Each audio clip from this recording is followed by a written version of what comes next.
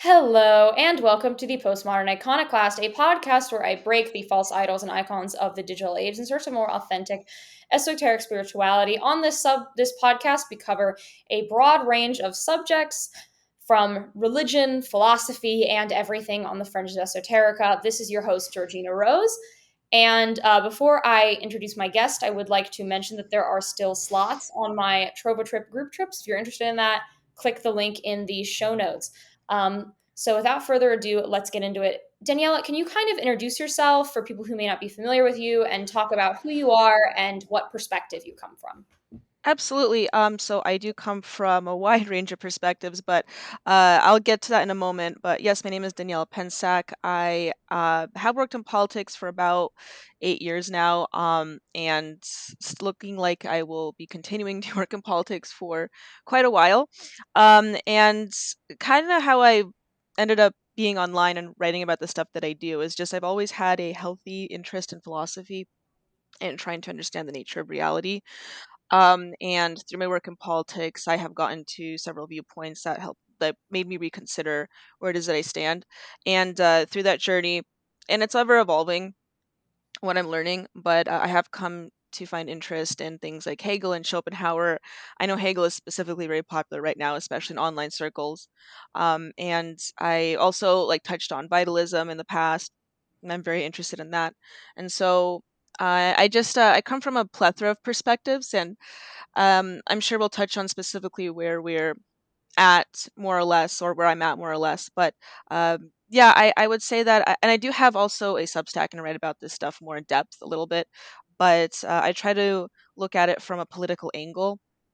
But I would say that as far as my beliefs are concerned and where I presently stand, I would consider myself what I would call what most would call a Schopenhauerian. So I really like Schopenhauer's theories on the will to live, and that pretty much encapsulates where I'm at right now.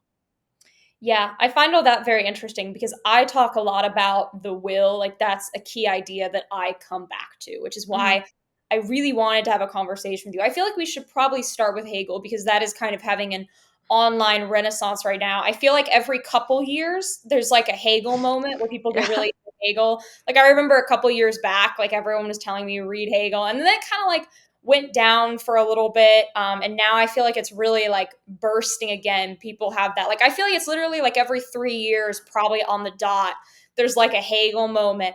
um, Yes. so I feel like that'd be a good place to start.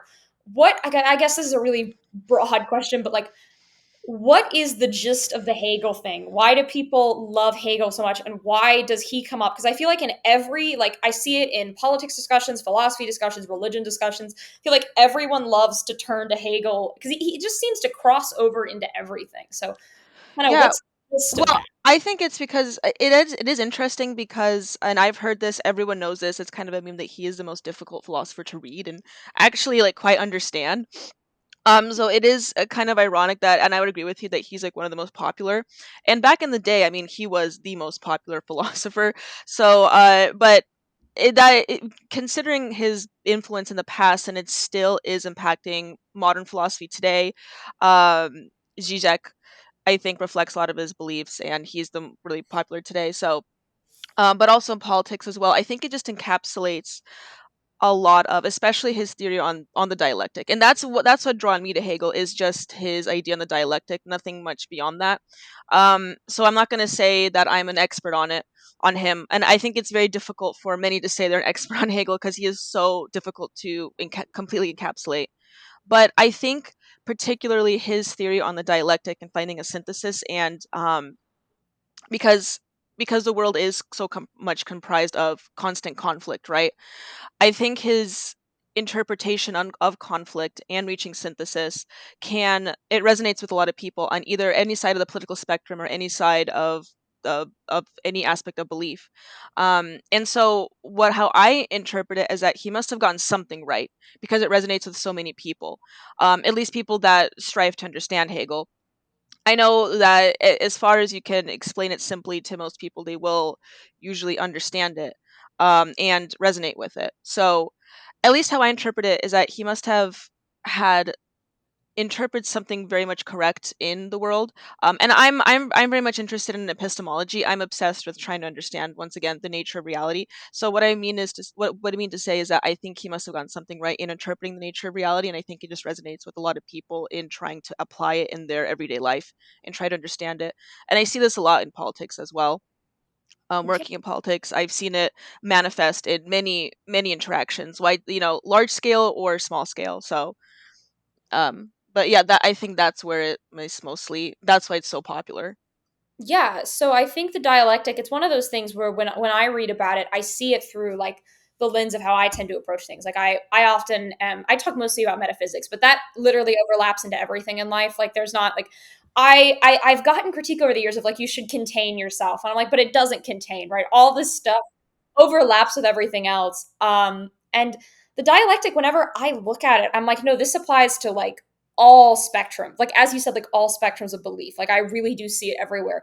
Can you explain the dialectic just in case there's some people listening to this who might not know that concept? Though I think most people will have heard that word before. Sure, and I'll just say the most simple way possible. But the dialectic essentially is how he interprets consistent conflict and how that manifests in the future. So, and we experience this in our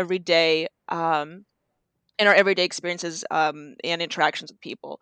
The Simply put, if you have your of one opinion and you come across a person of a differing opinion, you will come across this like you will have a conversation with that person, right? Where you both try to resolve an issue, or where you may engage in some sort of verbal conflict, right? And so through that process, which you go back and forth, um, that is essentially like what could be encapsulated as quote a dialectic occurring, or some kind of discourse occurring. And so eventually what will happen is that when you go back and forth with a person A with one opinion, person B of another opinion, eventually, this is what Hegel said, you will reach a synthesis, which is sort of like a conclusion that you both come to, that you both can agree on, where it could be like a combination of both opinions. It's not necessarily one person convincing the other as much as it is coming together and trying to find a solution. And so that is a synthesis. So, which is the outcome of the dialectic, or the intended outcome of the dialectic. And how Hegel tried to describe this, he describes it at a larger scale, where eventually you see this happening in society on a much grand scale. And what occurs is that through like the dialectic of cultures and peoples, even civilizations, what you will reach are like these moments of synthesis or synthetic developments, where you can have like a cultural movement, a development of civilization. But this is essentially an accumulation of beliefs and of perspectives.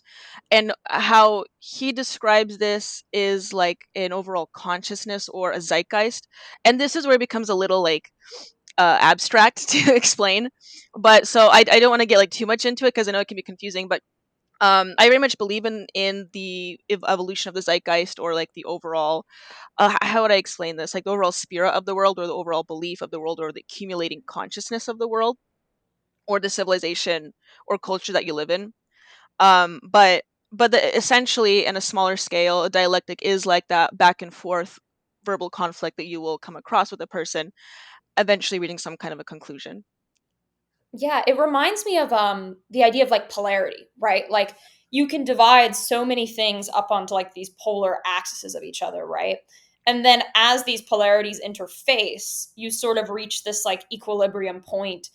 And what's so interesting is in the perspectives of like metaphysics is they often say that the perfected form is the two ends of a polarity kind of coming together to create something new, right? The two ends of a spectrum. It creates like kind of like a birth representation. And I Mm. think that that's such an interesting idea because that can be applied in pretty much every aspect of our lives, right? I would wonder if you think even the dialectic could deal with like our internal conflicts, right? Like the Oh things yeah. within ourself, and sort of just appear in all forms throughout things. Oh yeah, absolutely. And this is why I think it is so applicable to most people, and most people find meaning in it, because you're absolutely right, it doesn't just occur in the external world, it does happen internally, and we are all I would say embodiments or representations of the external world just within us. So I mean, there's that concept of us like being a universe within ourselves. So I absolutely think then you see this also with the sexes. And I frequent a lot of like internet circles where people talk about like the sexual market a lot. or the dating world. And especially today, with the anonymity of the internet, you see this a lot. There's a lot of polarization occurring between the sexes, also between like political parties and people of political persuasions. Interestingly enough, it seems like to me, in my interpretation of what's occurring, is that there's more frequented direct polarization and a separation. That could just be, I think, exacerbated by the internet, but that's a different conversation.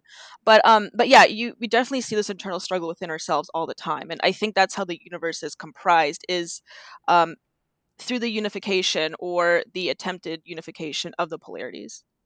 Yeah, and with the dating stuff, like I've been watching it, and every time I see it, it makes me think of like in the metaphysics world, they have this concept of like the divine feminine and the divine masculine, right? Yeah. And basically, what happens is when you enter an actual relationship, like a healthy relationship, the divine feminine and the divine masculine come together, and they actually dissolve themselves, right? Hmm. So when you say like get married or something, right? I really like the Christian term, even though I'm not a Christian, of like the unification into one flesh, because that's what it is, right? Yeah. When a couple comes together, right, they're dissolving themselves as individuals and becoming a unit. And that in and of itself is kind of a synthesis. And so what I see is with all these discussions, what drives me mad about them is like I don't think you can have a discussion about, say, like dating or the dating market without acknowledging that the eventual goal is dissolution. And I think one of the biggest problems in modern society in general is we want to reach all these goals, we want to reach all these things, but we are too afraid to dissolve ourselves and release those barriers and put down those walls to ever achieve those goals. And I think it creates this like immense frustration and anger, because if you're not willing to release that wall and surrender a bit, you're not ever going to get to that point. And it's a very sad situation, honestly. It is, and I did notice that you see that a lot in alchemy. True, is a unification of the two different polarities. You come together, like you mentioned, you dissolve or you create a new being. Whether that's like two people coming together or creating a child, but it is interesting that you do have, it is a divine feminine, divine masculine. You have these two set embodiments, and it seems like, again, I don't exactly know the cause of this. Whether, in my opinion, it is since the advent of the internet, you've seen this um, polarization occur in the sexual market. But I also think it's just a cultural trend or a change of the times where I think the sexes are becoming bitter of each other, and I don't know history enough to determine whether this occurred in the past or not. It just seems to be the worst now in history more than ever. I don't like saying that though, I don't like the viewpoint that like we're so special now as opposed to history or what occurred in history. But what it seems like to me is that um, with the masculization of women culturally, there seems to be like an issue with the male sex with that occurring. Whether that's good or bad, I don't have an opinion on actually. Many people think I have a, a stark opinion on that. I actually don't. I think men or women are predetermined to act a certain way. But I also think that with the quote unquote masculization of women happening, at least in Western culture, I don't necessarily think it's a bad thing. However, I do see it occurring. And I think perhaps because of that, things may be changing in the sexual market. And it's not necessarily there's not necessarily a black or white answer to it. I'm not necessarily saying women should all be traditionally feminine in order to be successful in the sexual market or the dating market anymore. It's more so that we are adapting to it. And I do kind of talk about this in my previous writings about like artisanal virtues or the virtue of Artemis, because I very much looked up to Artemis as an archetype, and as a figure, and how she embodies the values of chastity and purity. But also, I think that the current zeitgeist, at least as it applies to the sexual market or the dating world, is that women and men are becoming more chaste, not by their own volition, at least men aren't. But it just seems to be an embodiment of that, where more men and more women, less people are having sex now more than they ever have. At least that's the stats I've seen. Less people are having more childbirths than they have in the past. And so what I think is that there seems to be a cultural shift or a consciousness shift as far as the sexes are concerned in terms of that. I hope that makes sense. It's probably a little all over the place, No, but that makes sense.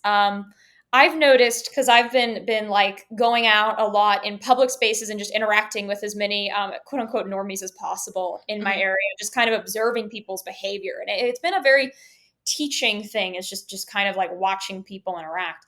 Um, and then trying to like analyze it in my head. And I have noticed like there's this increased alienation and this increased lack of understanding about the Mhm. other end of the polarity. Like I think genuinely people don't know what the other side is thinking. Like I don't think it's like there's like this assumption, this egotistical assumption that we understand what the other polarity is thinking, but we kind of don't Mhm. in reality. And it's a very strange thing to watch. Your thoughts on Artemis I find very interesting because when you talk about feminine archetypes, I mean, there's a bunch of them. Like, I Mhm. don't like when people like solely say like there's one feminine archetype. Like, Right. that's Yeah. my beef with a lot of divine feminine discussions. But Artemis is one that is particularly interesting and one that is discussed, I think, less than some of the other ones. So, can you kind of get into that because I think that's an interesting point. Well, what I like about Artemis, when ever since I was a little girl, I always found how would I say this? I always seemed find interest in more of the masculine feminine archetype, like Athena. Artemis, I wouldn't say is necessarily masculine, but she does have some masculine features. And personally, what I find with her right now is I see more women at least try to embody some aspects of Artemis as opposed to as opposed to perhaps uh deities that would resemble more like more fertility archetypes like um or like home based archetypes like Hestia, I think is one, or Aphrodite. And so Artemis embodies more of these masculine or boyish features in women, and I see women now try to embody that more often. And I thought like I've always aligned myself with them since I was growing up, and I don't know if girls do this consciously these days, whether this is being pushed culturally or subconsciously, whether this is just a natural embodiment that more girls are posing, and it's like more of a spiritual zeitgeist that's occurring. Because I don't think it has occurred as much as it has in the past historically before. And I think it's a constellation of reasons, and I think it's because of the advancement of civilization, advancement of technologies, more women going into college and getting careers, right? I think they just naturally start to embody some of these qualities of a more what you could call a more masculine feminine, and I personally always align myself with that, and I just see more girls align themselves with that. And so that's essentially what I see happening or occurring today. And I actually have a bust of Artemis right here in my office. I very much like that deity, and so yeah, archetypically, I just align myself with it very much, and I just see a lot of young women align themselves with it today. Yeah, I've noticed watching like I've spent a lot of time in like polytheistic spaces, and I've talked to women who are like my age, which is Gen Z, even Hmm. some that are like teenagers who are younger than me because I'm obviously like an adult, and then like women who are millennials, Gen X, and then some like much older pagan women, right, who are Hmm. in kind of later years in their life. And what I've noticed is women from different generations, the goddesses that they are drawn to really varies. Wow. And Okay. I've noticed like trends throughout this. Like I've noticed older women have this like Hecate thing going on very frequently. Yes. Yeah. And then like I find fertility goddesses are really I don't see them worshipped that much by younger women. I see them worshipped by like typically women who have already had children. I've noticed women tend to get into fertility archetypes like uh, after they have had children when you Hmm. would kind of assume it'd be before when you're like trying to seek that out in life, but I don't always see that to be the case. I find women who are like trying to seek out that are more in kind of like an Aphrodite archetype fixation. So it is an interesting trend to see that, and I see why Artemis would be popular because there is a kind of independent, freewheeling spirit to Artemis while she also remains kind of to herself, right? It's a very distinctive archetype. And I definitely see why that would resonate with younger women. And I do get what you mean about those more masculine traits because she is also like the huntress, right? So Exactly. Yeah. all of that makes a lot of sense to me. Yeah, and that's interesting that you mentioned that because I don't talk to, I don't, especially in the some of the political circles that I frequent. I actually don't talk a lot about my beliefs, um, and so yeah, it's interesting that you say that there's like the older generations they align themselves more with different goddesses. That's I didn't even think about that. I wish there could be like some kind of study done or some poll to see like how often this occurs, or how true that is. But that's very interesting. And yeah, and I think, again, I think this is just an outcome of the present culture. Again, like statistically speaking, more women are going to college now more than ever. In fact, they outnumber men in colleges now, and less women are having children. And that is, I think, a natural outcome of that is that they will start to embody some of these characteristics. And I don't, again, a lot of people say, well, this is being like, this is a design, right? And that culturally this is designed to be the outcome.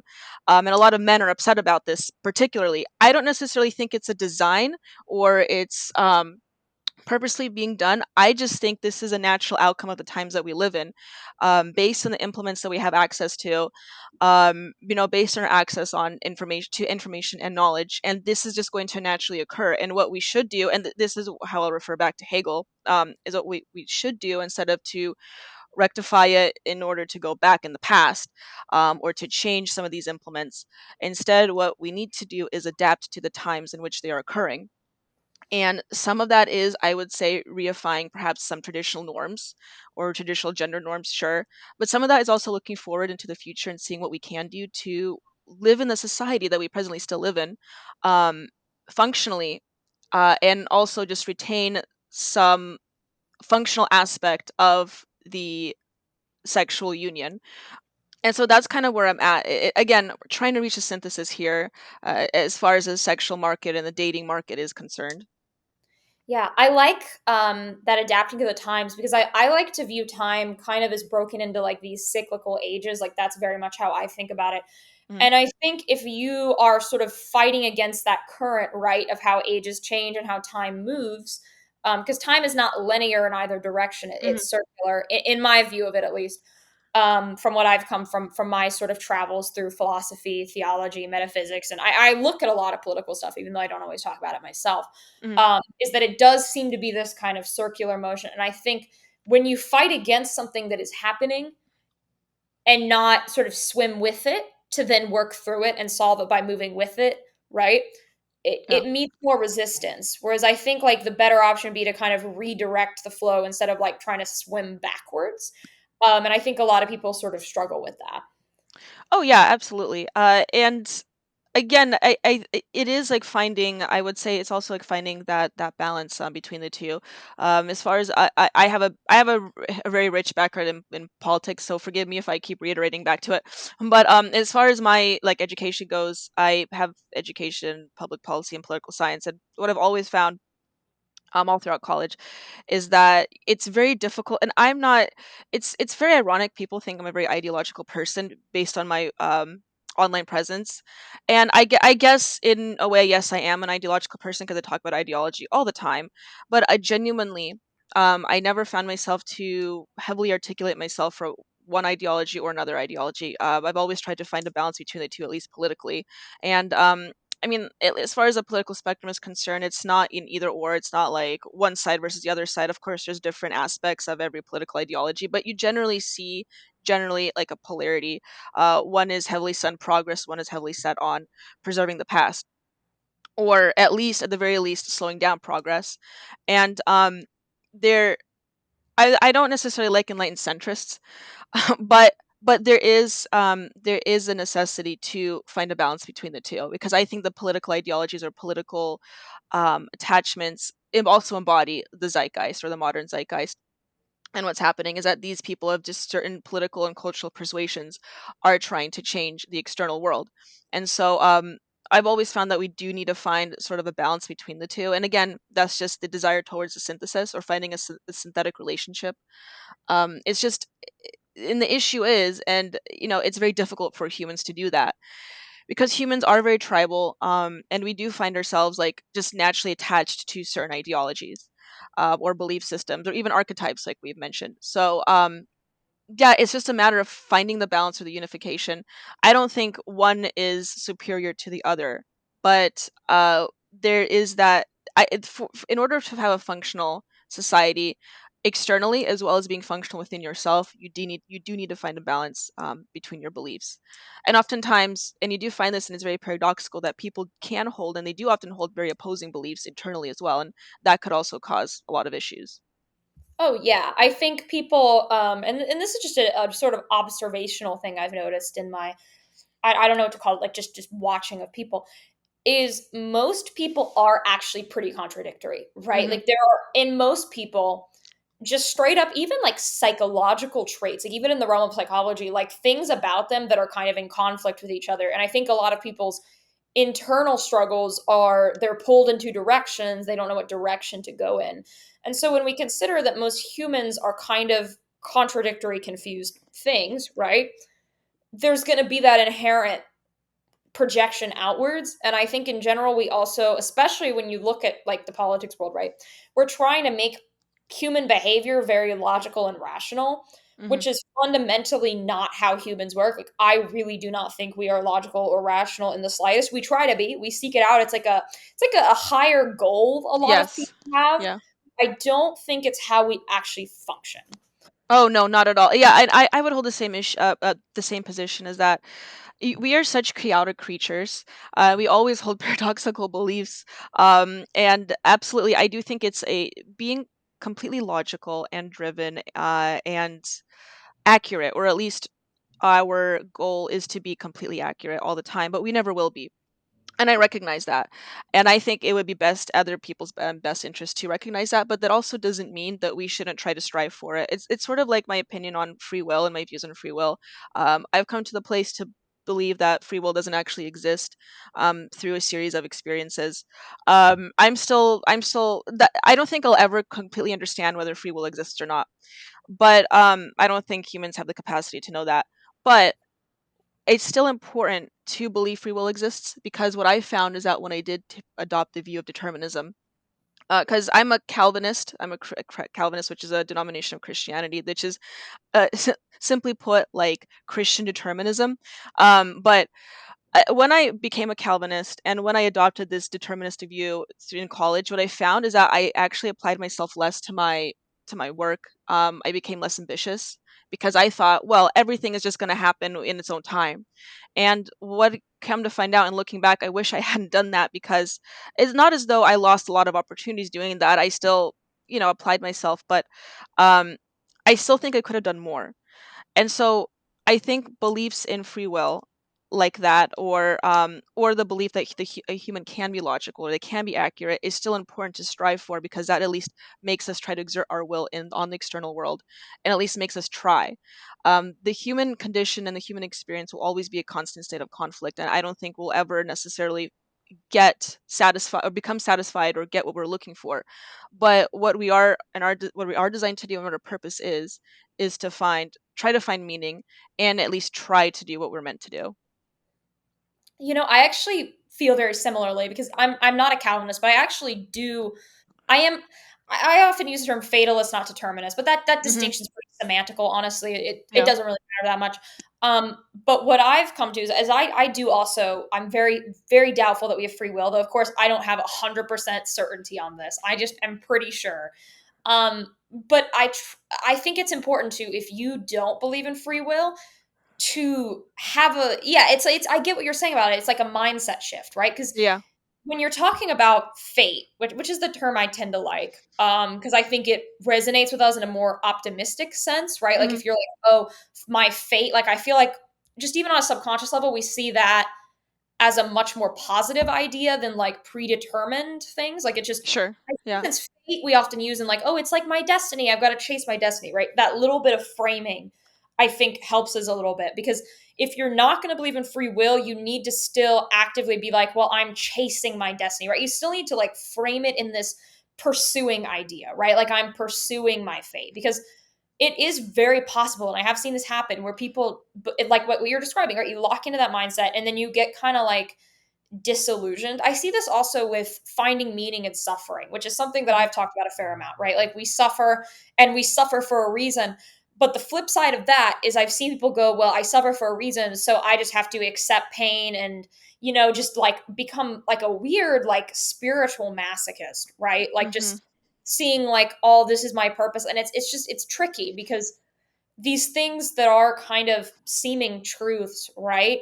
You still have to frame it right. Like, I think the way we think about things has an insane impact on our actions because I think we are guided by our subconscious. So how you perceive something is going to shift what you're experiencing. I'm not saying that like there are multiple true realities. That's not what I'm getting at all. But what I'm saying is our will is placed and set by our psyche. And so Mhm. what we tell ourselves, right? The things we convince ourselves of, even if they are true or not true, they can be wrong, are going to guide what we do moving forward. And so the thing you tell yourself, right? The story you tell yourself is very, very important in terms of how your actions play out. Oh yeah, absolutely. And I'm glad you described that as in that way as fate, because at least when uh, the way that I started thinking about it, I'm a natural pessimist, which is why I resonate to Schopenhauer so well. But I'm a very natural pessimist. So when I did start adopting this viewpoint, it's almost like I found myself. It's a mind trick I do, and I constantly remind myself it's not reality. It's just my personal inclination towards a negative mindset, but I always ended up interpreting things always in the negative. Like, well, it's not necessarily my destiny to do something. It's like a negative fate. Like almost there's nothing I can do. It's going to get. I don't exactly know how to explain it. It's just I've constantly interpreted things for the worst, instead of looking for the opportunities that can arrive with it. Right. Like for instance, me working in politics, I always just reinterpreted that, or I always constantly found myself reinterpreting that in the negative, and I'm trying to constantly shift it, and I've never felt quite comfortable with this viewpoint. So I did start adopting this alternative viewpoint, which is like, no, even though I don't necessarily believe in the metaphysical or whatnot, or epistemologically that free will exists, but I need to constantly live like it does. I need to at least try to exert my will in the world, because I think also that is important for the development of personal consciousness, and just development of a person in general. Is that going through a series of personal decision making, or what you interpret as decision making and personal decision making, through certain experiences and certain interactions with other individuals, you personally develop and individually develop as a better person, or at least as a person that you were always meant to be. And so, in terms of like how the decision making process actually operates, or how much quote unquote free will we do have, like there's a plethora of studies and papers dedicated to understanding this. Again, I don't think the human mind can even fully comprehend that. I'm coming to a place where I just tell people I'm a compatibilist, which is like it's a secret third option where you try to combine free will with determinism, although I don't know how possible that is, but it's trying to find a balance or a synthesis between the two. But yeah, at least with it depends on the person's mindset, I think. And I just think, especially in my interaction with other people, people are just um generally they just end up being really positive or optimistic or very pessimistic or neurotic. I'm certainly of the other end of the spectrum. I'm very pessimistic, I'm very neurotic. I've just come to the place where I have identified those qualities within me, and so I am trying to control those by adopting alternative perspectives. Yeah, and I think knowing ourselves, right, is one of the most important things with personal development. Like all those type of like sliding scales of like neuroticism, pessimism, all of that is very important in understanding kind of how you operate. And I think it is good for people to consider when they're thinking about these ideas, like their own personal inclinations and thinking patterns. Hmm. I lean pretty far on the optimistic side. I'm not very neurotic, but I have that, like when you look at the big five, right? My Yeah. openness to new experience is like really, really high. Hmm. And with that, like I have to be like, well, maybe don't consider every idea might be correct, right? And I have to work with the fact that like I am someone who has very strong, extreme, passionate emotions, and so I have to ground that back. And when I'm looking at these ideas, like I think we have a cognitive bias to filter ideas through our own temperament, right? And I Yeah. think we need to kind of think like, am I filtering that through how I perceive the world, or is that what that actually says? And so I think with all of these ideas, you've got to filter it like that. Yeah, and speaking of paradoxical viewpoints, I I also got a score very high in openness and high in neuroticism, and I've always put myself in very complex situations with that, where like I will consider all these ideas and consider or put myself into situations where I'm excited about, but then on the flip side, I'll just end up like having analysis paralysis at the same time. So it's very interesting. But yeah, no, it's very important to know yourself. I'm a big proponent of the ocean test or the big five. I don't know how accurate. I'm not saying it's the end all be all of tests, but at least in my experience, it's been the most one of the most accurate ways to interpret human behavior or individual people. Yeah, I really like the Big Five. I think it can be very helpful for analyzing yourself. I also like the Enneagram. That one's pretty good too. Hmm. Some of the other ones are just way too general. I like that Big Five breaks down like ways of like it's kind of like more how you perceive the world or whatnot. And I Yeah. think for people who are growing like themselves, like obviously, I don't think you should see personality testing as like a gospel. Like I do think some Right. people turn it into a weird thing, especially like people who are really into the Myers Briggs. They Oh get my goodness. That community is very yeah, it's very interesting. I used to really like Myers-Briggs in college actually. I was a big proponent of it, but then when I got in, like I dived into the online communities of it and I just realized like okay, I can't. People take this stuff way too seriously. And then what I come to find out is that like I took the test multiple times throughout my life and I mean generally you had like one or two letters that stay the same, but like it's always constantly shifting, you know what I mean? And so that's just how personality is and how the individual is. They're always going to evolve and change. um the person I am now was the person I was just like a year ago.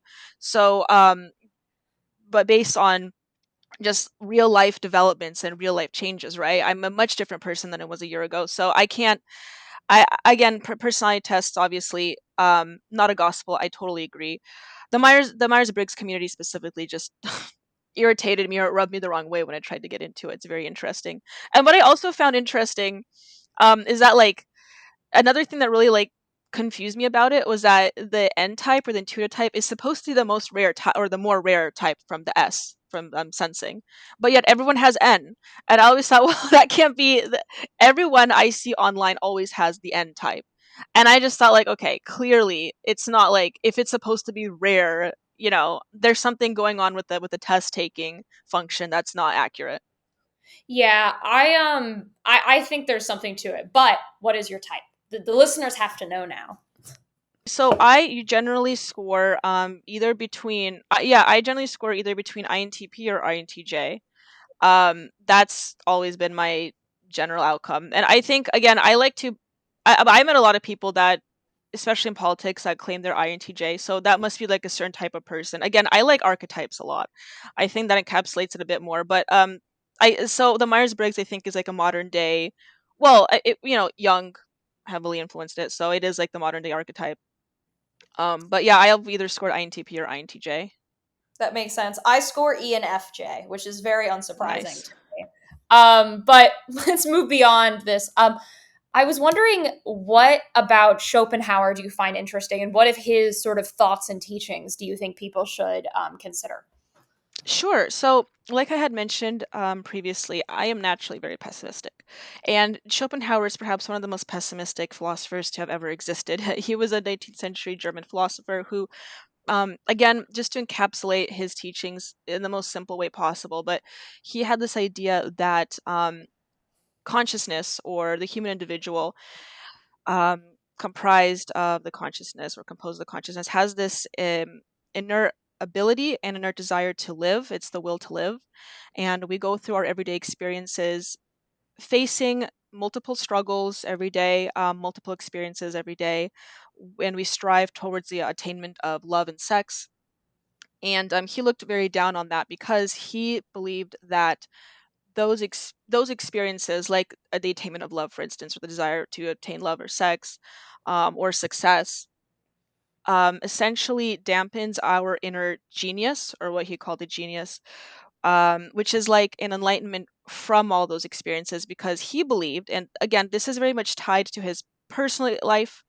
Um, and if you know a little bit about Schopenhauer's personal life, you may understand a bit better. But he taught that, and he believed that um, the external world is a world of suffering, and that we constantly will face suffering, and that we will never be completely satiated with our ambitions towards the attainment of certain things like success or love. And he said a way to suspend above that to it's almost like Eastern, but he said that, well, he was very much into Eastern philosophy as well. But basically, he taught that a way to separate yourself from suffering in your daily life, and also to become who you truly are, and to experience the full breadth of your genius, or what he called genius, is to remove yourself from those experiences and to try not to strive for those things.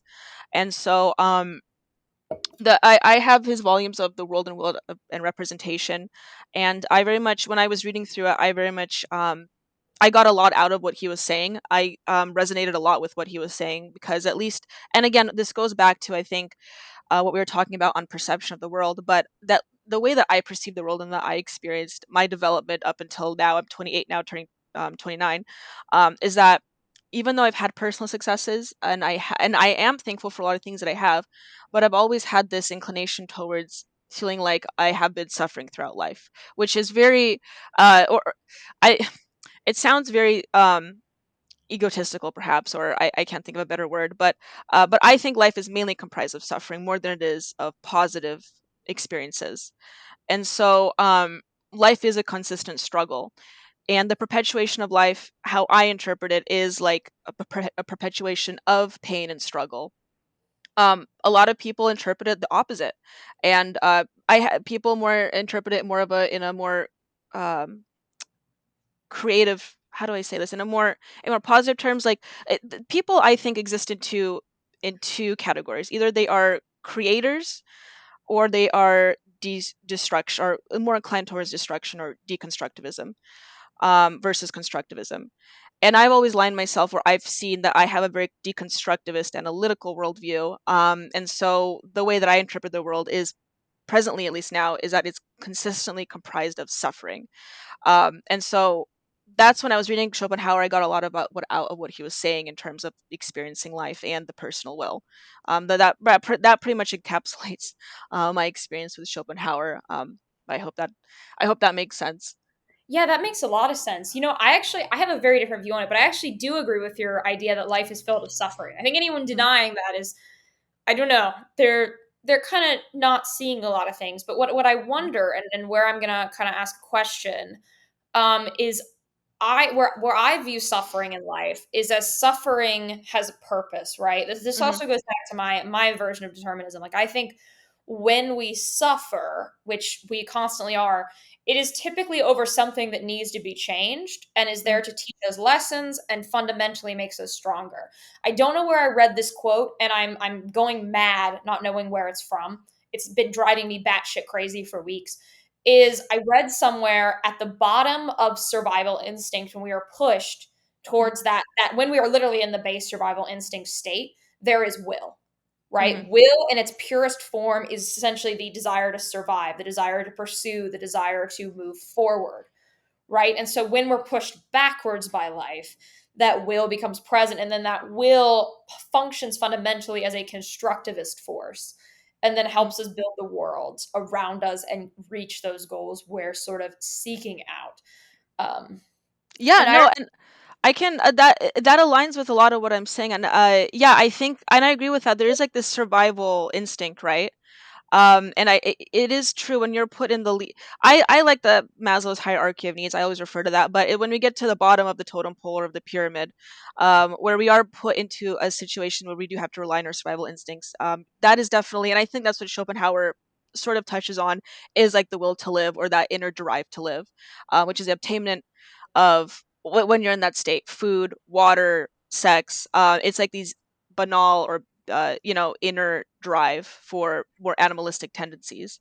Um, so yeah, I certainly agree with that.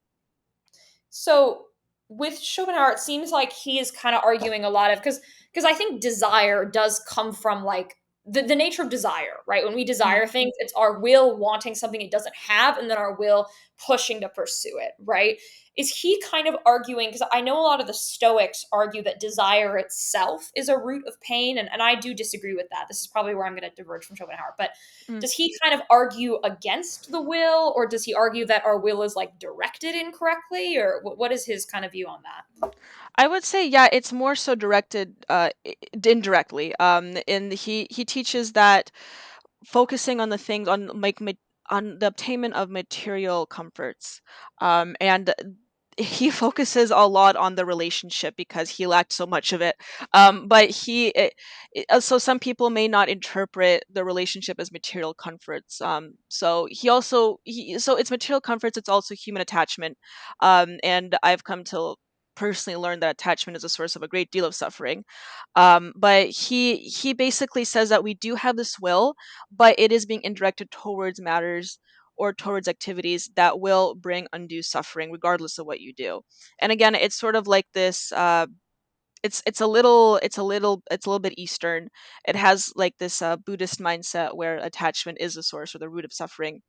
And it kind of poses this idea where how you're supposed to slowly detach yourself from even the desire for the attainment of certain attachments.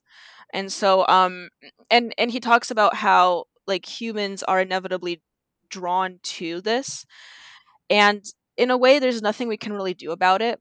But he himself, again, a lot of this is, I think, just from his personal experiences.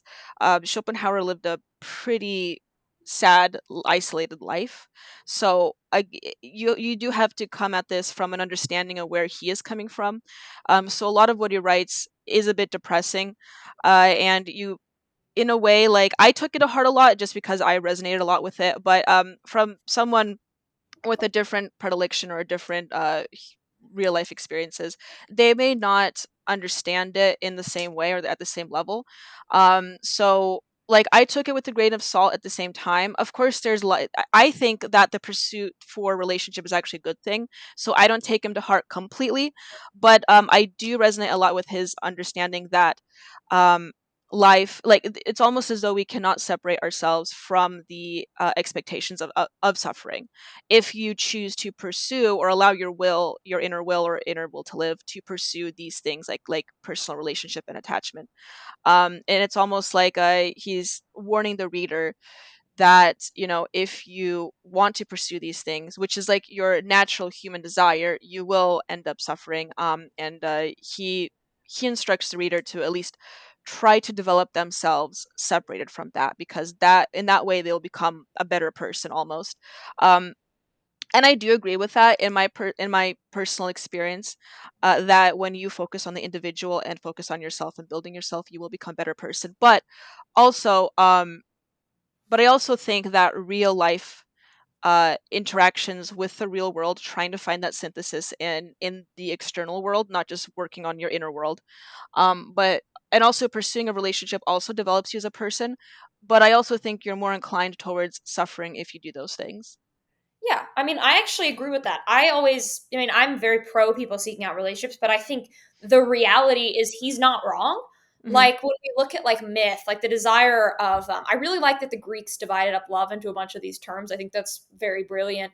When we look at eros, Hmm. erotic romantic love, the way in the myth, I love this myth. The way Eros actually hits someone is that he shoots someone who has essentially been shot with arrows, right?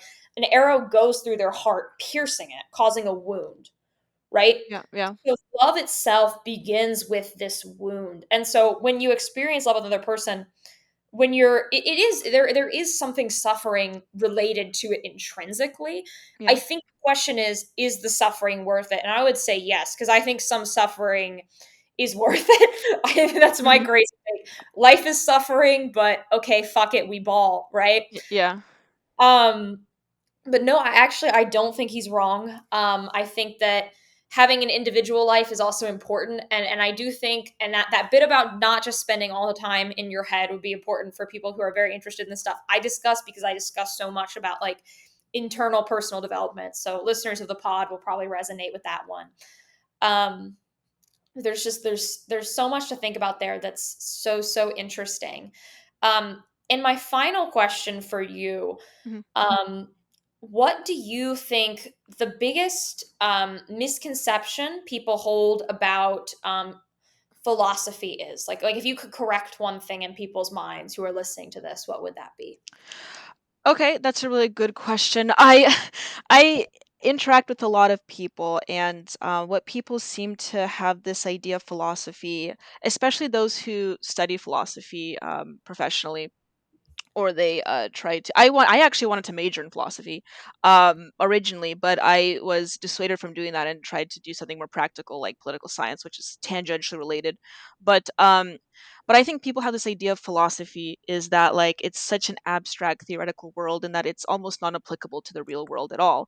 And in a way, I guess that could be true because you do go down these rabbit holes, these thinking patterns that you're trying to solve problems that have no application to the real world. So I can see where people come from, but at the same time, you have to, and people must acknowledge that there is value in it and that it very much is applicable to reorienting yourself in the real life individually, but also I think in the evolution of society or the creation of society.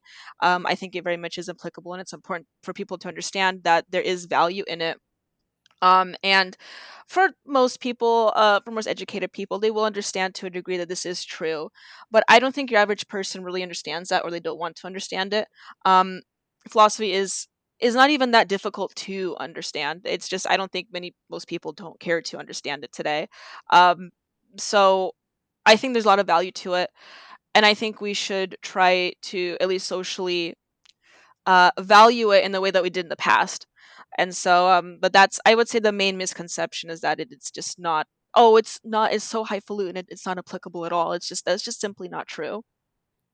Yeah, I completely agree with that. I think philosophy, this is one of my views on it. I think it's meant to be lived, right? I think Hmm. philosophy, we read it, we understand it. It's not just, I mean, it is an intellectual exercise, but I think it's more than that. I think it helps us guide ourselves through reality and live a more intention filled life where we have more direction and purpose. Because I think when you go out in the life and you live with some sort of purpose or meaning, you're going to make choices that benefit your personal fulfillment more, which is my goal. I want people to live a life that benefits them more. And I think that that doesn't happen by like blindly pursuing wants and instead living with intention, purpose, and meaning. And I think philosophy is very good for that. I think actually, and this is a hot take I have, I think philosophy can be just as useful as like personal development, self-help stuff when it Oh comes yeah. to living a good life. Like I think that, you can anyone I think who wants to and puts in the work can actually gain something pretty profound from it.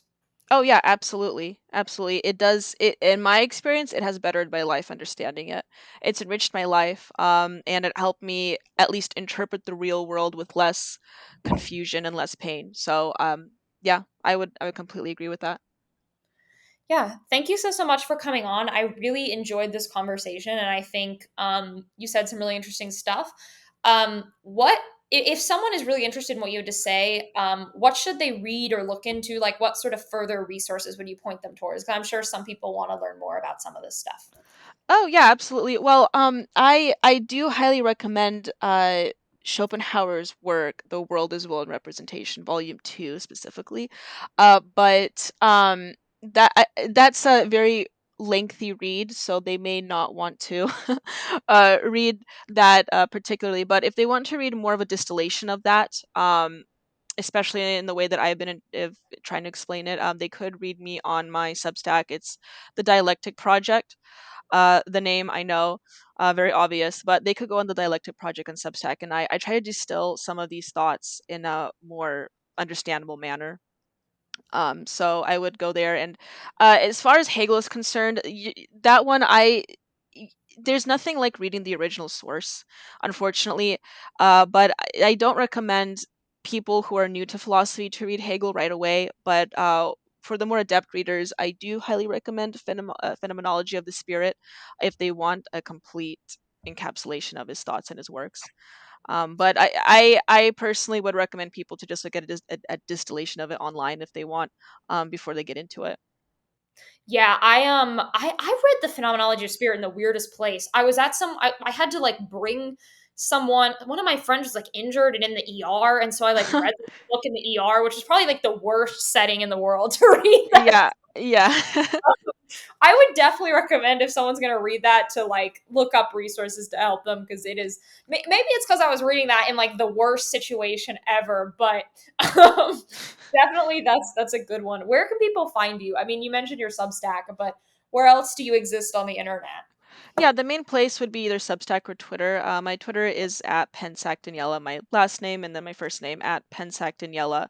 And I write like quick blurbs about my beliefs basically on my Twitter, and I post also silly stuff as well.